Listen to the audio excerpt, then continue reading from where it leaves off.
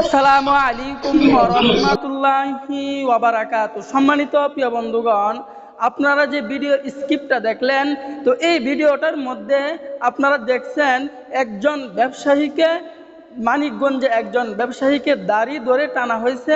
আপনারা সকলেই এই ভিডিওটা দেখছেন। তো সে নবীর সুন্নতকে কটূক্তি করছে, সে নবীর সুন্নত নিয়ে টানাটানি করছে।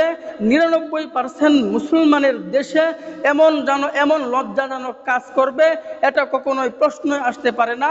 যেই নবীজির সুন্নতের জন্য সাহাবায়ে কেরাম রক্ত দিয়েছেন, যেই নবীজির সুন্নতের জন্য তাবিঈন তাবেঈনরা রক্ত দিয়েছেন, যে নবীজির সুন্নতের জন্য উলামায়ে কেরাম রক্ত দিয়েছেন। তো আমি বলতে চাই, একটি কথা স্পষ্ট বলতে চাই, আমি আমার জায়গা থেকে বলতে চাই, আমি প্রতিবাদ জানাচ্ছি, দ্রুত এর শাস্তির ব্যবস্থা করা হোক।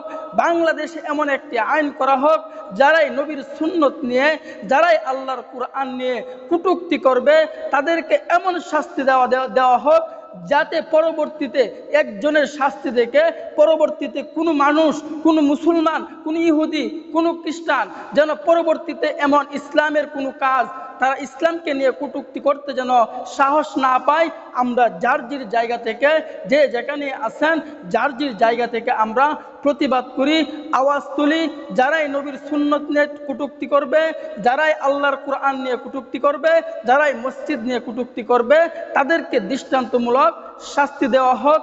এটাই আমরা সকলেই আওয়াজ তুলি। আমরা সকল মুসলমানরা এক হয়ে যাই। আমরা সকল মুসলমানরা যদি এক হতে পারি, তাহলে বিশ্বের যে কোনো কাফের, বেঈমান, বেদিয়া আমাদেরকে দেখে তারা ভয় পাবে।